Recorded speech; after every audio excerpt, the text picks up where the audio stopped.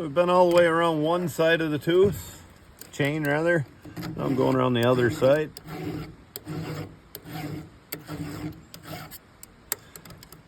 I don't think you have to. I like to file the raker at the same angle I file the tooth. Maybe that just keeps me firm with my 30-degree angle. I don't know why it wouldn't work to file 90 degrees or 30 the other way. You know, you're using that gauge. I always do it the same way I do the tooth. So we'll point out a little something. Maybe this will show, maybe it won't. These rakers have been filed. Nick, can that, I don't know. Will that phone show? You can see it's just a touch below when I set that level file on top of the tooth. The raker's just a touch below the tooth. This raker has not been filed yet. You might even want to look from the other side. And that's not too bad, but it's just about touching. We're taking a little bit off those rakers. Mostly we're filing on the front of the rakers. I like to file on the front of the rakers, and maybe science could prove me wrong, but it feels like when I file on an angle like this, it has a lot smoother entry and less vibration, a safer method than filing flat. I might be wrong, but it just, it feels like it's just a smoother chain when you actually use one of these style gauges that files on a bit of an angle, with the front filed more than the back.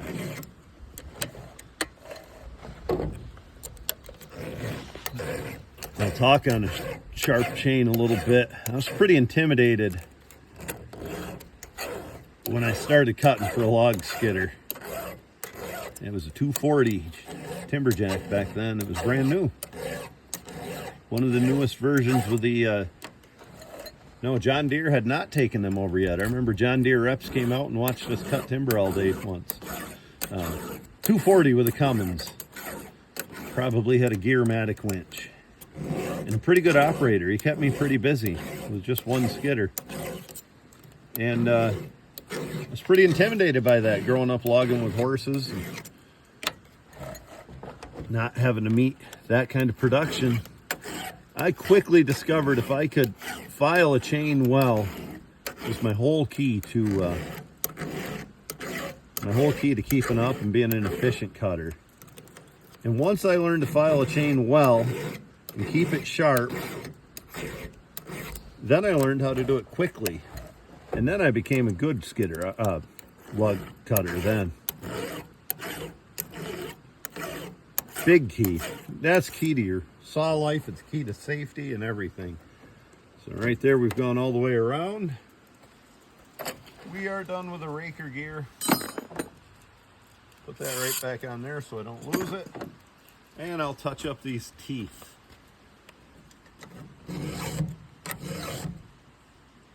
Yeah, we hit quite a lot of mud. I need probably 3 strokes off each tooth.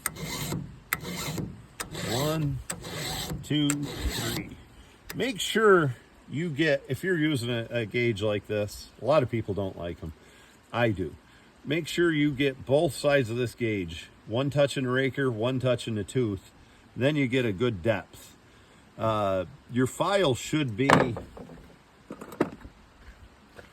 1/3 of it should be above the tooth. 2/3 should be below the top of the tooth. And I feel this gauge does a pretty good job if I use it correctly. If you look from the side here, can you see from the side, Nick? We're cutting a pretty good gusset. I might have to take this gauge off and cut that gusset a little bit more. Cut into that gusset and just make it a little bolder is what it does. Gives you a spot to clean the sawdust out. Well, something's wrong with that tooth. I usually try to take the same amount of strokes on every tooth, but that one must have hit a little pebble.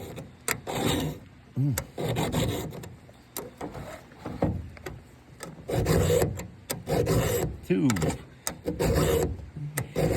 Good Lord. Some mistakes people make filing. One, they file downhill. I mean, I've seen people file like that. You can't get a sharp chain like that.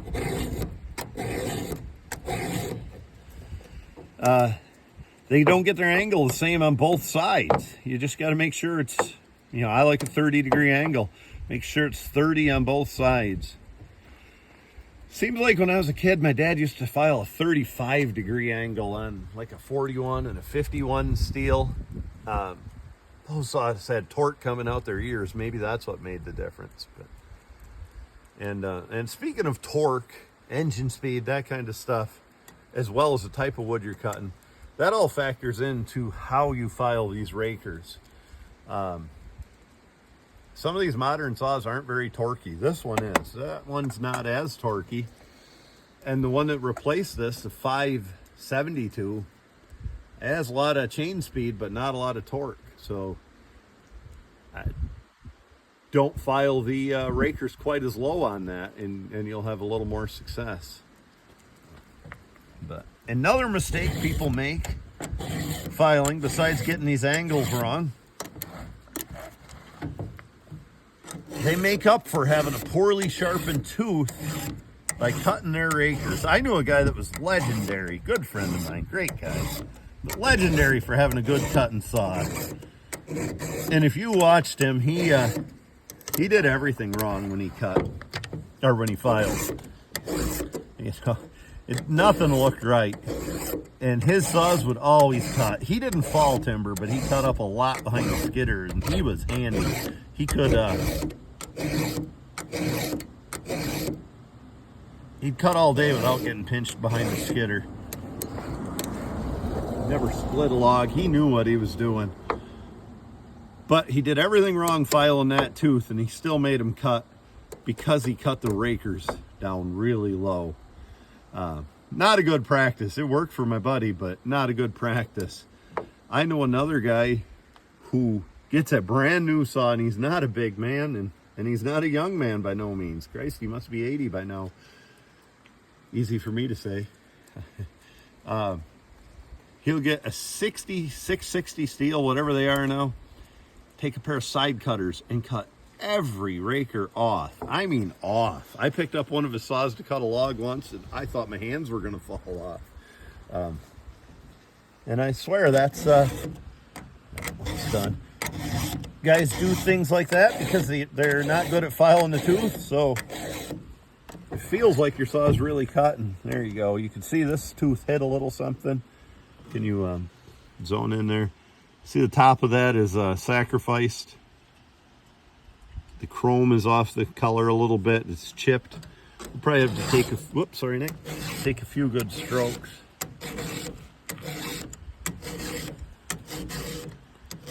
That'll do her. And there we've been all the way around. So here we go again on the other side. Felt pretty good in this area. I must not have hit too much around here. But boy, a couple places on this chain I hit something. It just, that mud gets, I'm not sure I like that. There we go. That mud gets caked right on the logs coming out of the woods. Then we cut them.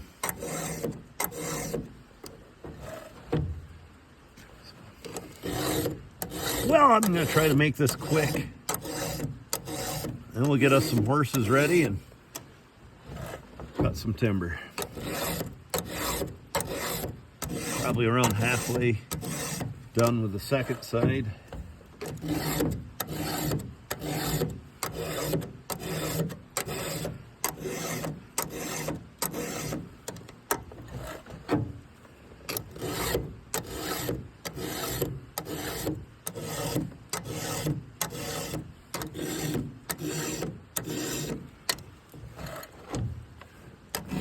One, two, three. Oh, I sharpened that tooth twice. And the saw should be ready to go. going to need fuel. That's about it. Sharp chain, the bar is filed, nuts are tightened up, clean air cleaner. Should be good to go. I want to show you something here. I just always have put my saws in the corner of the truck box to file them. Set them on tailgate, put them in the corner. It's the right height. It's comfortable for me. They don't wiggle around. You're probably not wrong if you're thinking that could dull your tooth a little bit, but nah. You know, it's not like it's a running tooth going into there. And when I rotate the chain forward, I do pull the saw back. I'm sure auto body guys don't like that. That's not a good technique. And I believe it was Dodge. I'm kind of a Chevy guy at heart, but I'll drive whatever's cheap and available. I believe it was Dodge had a rubber piece right there. And that was really handy. Just put your saw in that rubber piece. Could have been the old Fords. I don't remember. Anyway, we're good on the equipment end. Now we'll get some horses ready to roll and try to make some money.